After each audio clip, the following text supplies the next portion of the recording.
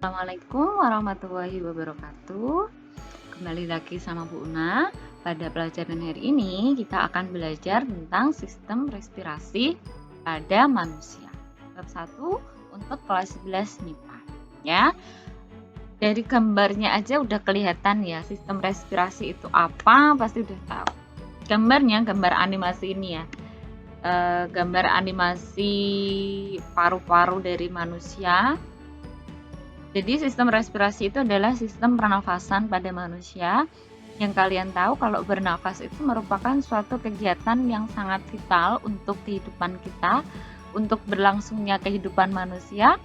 Karena dalam respirasi itu kita menghirup oksigen, mengeluarkan CO2. Nah, oksigen itu nanti digunakan untuk proses pembakaran glukosa menjadi energi. Seperti pada pembelajaran kali ini, yang pertama kita bahas nanti adalah organ-organ. Organ-organ pada sistem respirasi. Apa aja sih organ-organ pada sistem respirasi? Ya, kita bahas satu per satu. Kalian buka LKS kalian halaman 5, ya. Buna udah sediakan beberapa gambar, nanti kalian kalau kurang jelas bisa dilihat di internet atau apapun senyamannya kalian, tapi di LKS kalian juga udah ada gambarnya. Ini ada kayak torso ya, tapi secara 2 dimensi. Kalau di madrasah mungkin bisa diperlihatkan yang 3 dimensi. Nah, dari atas kita bernafas. Coba kalian bernafas dulu. Ya, coba bernafas, hirup pelan-pelan, hembuskan, ya. Nah, dihirupnya lewat apa kalau bernafas? Pasti lewat hidung. Kalian kalau bernafas lewat hidung atau mulut? Hidung atau mulut? Nah, sebenarnya faktanya bernafas itu harus lewat hidung. Walaupun ketika kalau kalian pilek mungkin lewat mulut bisa. Tapi bernafas sebisanya itu lewat hidung. Kenapa lewat hidung? Karena hidung itu udah dirancang sedemikian rupa sehingga di sana ada saraf-saraf penghangat, ada saraf-saraf perasa maksudnya untuk membaui. Kemudian di sana ada rambut-rambut halus untuk menyaring kotoran sehingga nanti kalau menyaring kotoran jadilah kotoran atau upil lah ya kalau kalian lihat. Jadi semakin banyak kotorannya, jadi upilnya semakin banyak. Di hidung, kenapa bagusnya lewat hidung? Karena hidung tadi ada yang menyaringnya dan suhunya udah disesuaikan dengan suhu di dalam tubuh. Walaupun di luar mungkin lagi dingin, tapi ketika masuk hidung, nah suhunya itu distabilkan sesuai suhu tubuh. Jadi ini, ya, hidung, nose, okay. Nostril itu adalah hidung. Jadi pertama lewat hidung dulu. Harus lewat hidung. Oke, setelah itu melalui rongga hidung. Ya, jadi ingat kalau kalian bernafas coba lewat hidung, ya. Kemudian setelah dari hidung kita akan melewati faring. Oke, ini faringnya. Faring dulu. Hidung, setelah hidung adalah faring. Apa itu faring? Jadi nanti hampir sama ya istilah-istilahnya. Faring atau rongga teka merupakan rongga persimpangan antara jalan udara respirasi dan jalan makanan. Jadi ini sebagai percabangannya. Percabangan antara tenggorokan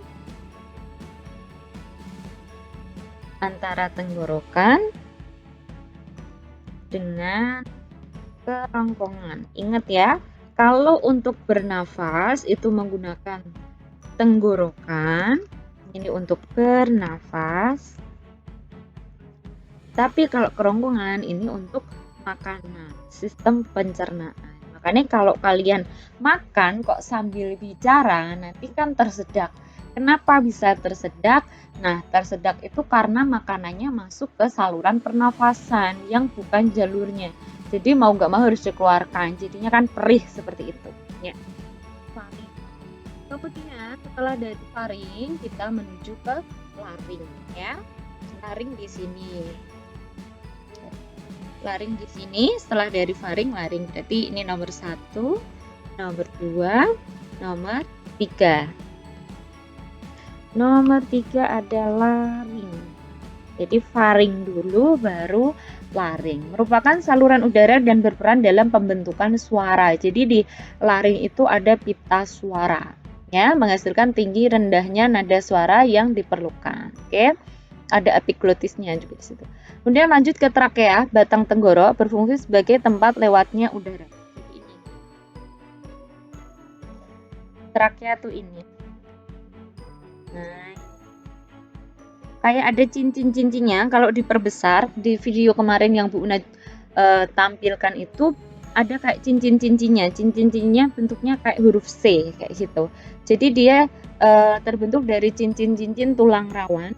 Jadi trakea itu kayak penyedot debu gitu sifatnya, kayak penyedot debu yang vakum itu kan kayak ada ring-ringnya ya, ada cincin-cincinnya. Nah, dia itu tipis tapi kuat kayak gitu loh.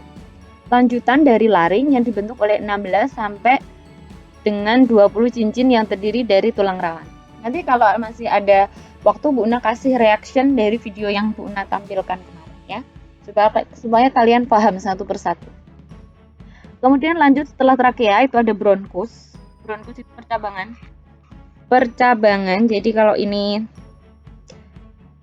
trakea, nah ini kan bercabang lagi. Nah, cabangnya ini namanya bronkus, cabangnya namanya bronchiolus, kemudian bronchiolus baru ke alveolus. Nah, dari bronkus itu langsung ke pulmo. Pulmo itu adalah paru-paru. Oke, lanjut ke gambar selanjutnya ya. Kita kasih gambar yang paru-paru yang utuh aja. Nah, jadi ini tadi kan trakea, tapi ini nggak kelihatan cincin-cincinnya. Trakea. Kemudian percabangannya, ini namanya bronkus. Cabangnya bronkus namanya bronchiolus.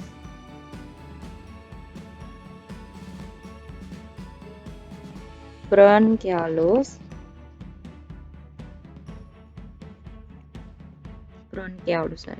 Bronchiolus, kemudian nanti cabangnya yang paling akhir itu namanya alveolus. Alveolus ada kantong-kantongnya ya. Nah, ini juga ada gambar. Jadi ini struktur dari trakea. Ini kelihatan cincinnya itu seperti huruf C gini melingkar. Kemudian ini ada bronkus, ini ada paru-paru. Jadi paru-paru yang kanan itu ada 3 ini ya, 3 lobus. 3 lobus. 3 lobus. 1, 2, 3. Kalau yang kiri ada 2 lobus. 1, 2. Ini bedanya ya. Nah, paru-paru kalian tuh seperti ini. Paru-paru terletak di dada. Jadi dia di samping kanan dan kirinya jantung. Coba kalian raba dada kalian. Nah, itu kan ada yang terletak, berarti itu jantung. Nah, di kanan kirinya jantung itu ada paru-paru. Paru-paru dilindungi oleh tulang rusuk ya. Jadi dilindungi oleh tulang rusuk. Lanjut. Nah, ini tadi human respiratory system. Jadi sistem respirasi pada manusia. Kalau kalian cari referensi, biasanya kalau referensi dari yang kalian carinya menggunakan bahasa Indonesia, itu biasanya lebih kurang bagus ya gambarnya. Coba kalian ganti kata pencariannya menggunakan bahasa Inggris, itu pasti gambarnya lebih bagus ya. Saya ulang tadi, dari yang pertama lewat hidung, kemudian hidung ke faring, laring, trakea, ini trakeanya, paru-paru. Nah, ini kan jantung di sini, heart di sini itu jantung, diafragma itu nanti kalau ada pernapasan perut itu diafragma. Nah, ini perbesaran dari alveolus. Jadi ini tadi kan bronkus bercabangan trakea, bronkus bercabang jadi bronchiolus bercabang jadi alveolus. Nah, di alveolus ini terjadi pertukaran antara O2 dengan CO2. Jadi O2 yang dibawa atau yang kalian hirup nanti akan masuk ke alveolus ditukar dengan CO2 yang ada di dalam tubuh. Cara pertukarannya gimana? Kalian lihat lagi video yang kemarin, itu sudah sangat jelas. Jadi nanti ini kalau diperbesar lagi, ini kan seperti lingkaran gini. Ini kan diselimuti oleh kapiler ya. Ini ada pulmonary venule atau vena pulmonalis, dan ini arteri pulmonalis. Kalau arteri itu yang dari jantung, kalau vena itu yang menuju ke jantung. Kalau menuju jantung, vena biasanya itu dia membawa CO2. Kalau yang dari jantung biasanya dia membawa O2 karena udah disaring ya. Tapi kalau khusus pulmonary vena, dia membawa O2 di sini karena O2-nya hasil saringan dari paru-paru. Nanti di peredaran darah ada sih lengkapnya ya. Jadi pertukaran O2 dengan CO2 terjadi di dalam alveolus. Intinya yang tadi O2 itu dibawa oleh darah-darah, CO2, nah itu secara difusi. Jadi seumpamanya ini ada O2. Nah, ini ada kapiler-kapiler ya. Jadi kapiler itu kan membawa darah, keping darah, bunder-bunder. O2-nya ini menembus lapisan dari alveolus secara difusi. Kemudian dia menempel pada darah. Karena di darah kan ada hemoglobin. Hemoglobin fungsinya untuk mengikat O2. Oke. Nanti untuk mekanisme pertukaran gas O2 dan CO2 Bu Una jelaskan lebih lanjut. Sekarang baru ke organ-organnya. Tapi secara singkat seperti itu, darah ini kan untuk mengikat O2. Nah, setelah itu CO2 yang dibawa oleh darah ini keluar, ditukar dengan O2 begitu ya. Nah, ini alveolus. Oke, setelah ini Bu Una kasih yang reaksi yang kemarin kalian. In the thorax region. Nah, kita lihat sama-sama kemarin yang kalian lihat videonya ini ya. Nah, ini coba Bu Una kasih reaction atau maksudnya gambaran, tapi kalian lihat videonya yang kemarin.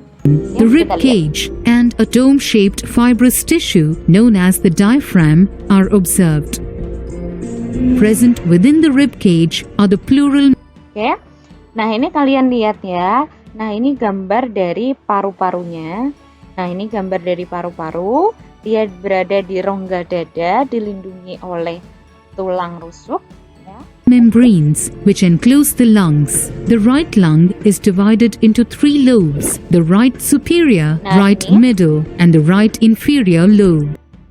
Yang bagian kanan tadi udah tak jelasin, ada 3 lobe ya.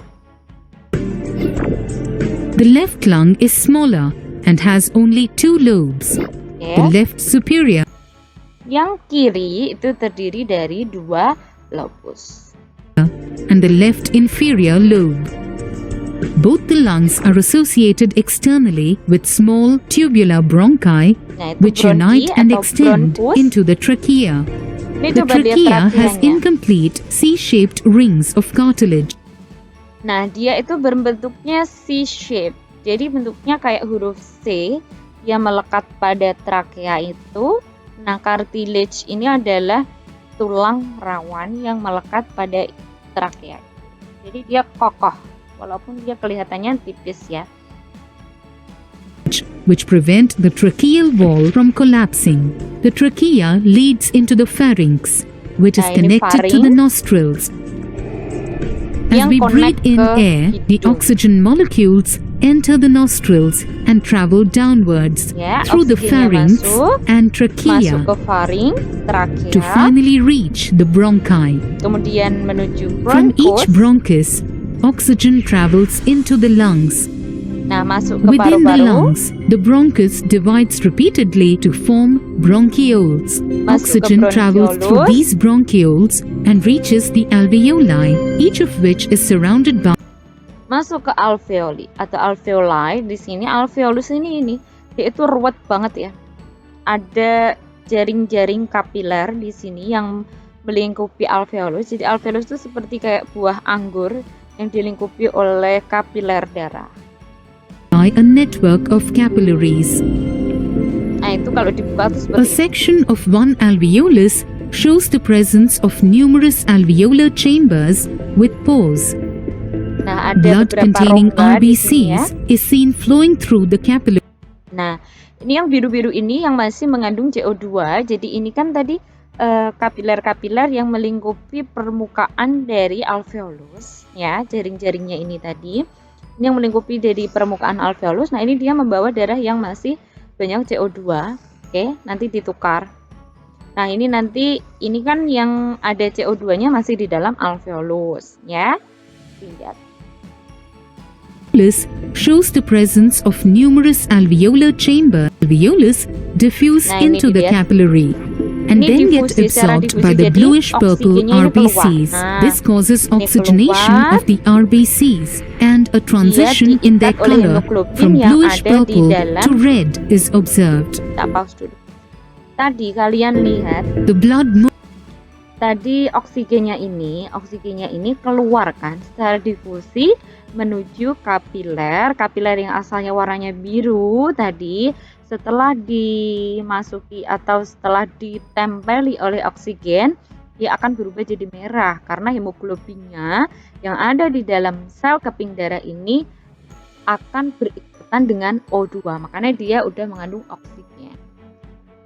Moving into the alveolus contains RBCs and carbon dioxide molecules. Nah, itu ada karbon dioksida, jadi these masuk ke dalam molecules are released alveolus. into the alveolus. Kalau yang oksigen The carbon keluar dioxide alveolus menuju collects in the darah. alveolar chamber. And then from the alveolus, it travels through the bronchioles into the bronchi. Nah, setelah tadi kan yang oksigen yang setelah kalian hirup masuk ke alveolus, di alveolus akan keluar, dia akan berikatan dengan sel keping darah. Nah, oksigen yang ada di dalam karbon dioksida yang ada di dalam kapiler, dia masuk ke alveolus, kemudian dia langsung ke bronchioles, bronkus, dan lanjut dikeluarkan lewat hidung atau mulut besar, which finally reaches the trachea and is breathed out through the nostrils. Nah, keluar lewat hidung. So the process of breathing in air rich in oxygen is called inhalation. After the contraction of muscular diaphragm, the lungs expand and the air rushes in, resulting in. Jadi berdasarkan video tadi udah jelas ya. Jadi ada ini seumpamanya ini alveolus. Nah, di sini itu ada kapiler. Kapiler itu peredaran sel pembuluh darah yang paling kecil. Nah, di sini kan ada keping-keping darah. Tak kasih keping-keping darahnya warna merah. Oh, tadi warna biru ya. Masih warna biru karena belum mengandung oksigen. Nah, ini kan warna biru. Oke. Warna biru. Nah, di sini ada O2. O2 yang kalian hirup kan masuknya ke dalam alveolus, tahap akhirnya ke dalam alveolus. Oke. Nah, O2 ini menembus permukaan dari alveolus, menembus permukaan dari kapiler, masuk ke dalam sini. Jadi di sini ada O2. Masuk ke dalam sini dan dia berikatan O2 berikatan dengan sel darah. Ya, berikatan dengan sel darah. Oke. Jadi yang tadi asalnya warna biru, setelah berikatan dengan oksigen, dia akan berubah jadi warna merah. Jadi warna merah ini yang sudah ada O2-nya. Gitu ya. Sesuai yang di video tadi, O2 berikatan dengan sel darah. Nah, O2 keluar dari alveolus melalui proses difusi. Nih, keluar ke sini melalui proses difusi. Nah, O2-nya gimana? Tadi di dalam sini juga ada O2, di dalam kapiler itu juga ada mengangkut O2 ya. Nah, O2 ini kebalikannya. Kalau yang di dalam kapiler itu ada CO2 atau karbon dioksida. Kalau tadi O2 itu keluar dari alveolus masuk ke pembuluh darah, CO2 ini keluar dari pembuluh darah masuk ke dalam alveolus. Jadi di alveolus ada CO2 ya, yang O2-nya keluar, yang CO2-nya masuk. Nah, CO2 lanjut setelah dari alveolus, CO2 akan berangkat ke bronchiolus, bronkiolus, bronkus ke trakea, laring, faring sampai ke hidung, sampai dikeluarkan ke hidung gitu ya. Perjalanan dari oksigen yang kalian hirup sampai mengeluarkan CO. Udah, sampai di sini dulu pertemuan kita pada hari ini. Bunda akhiri. Wassalamualaikum warahmatullahi wabarakatuh.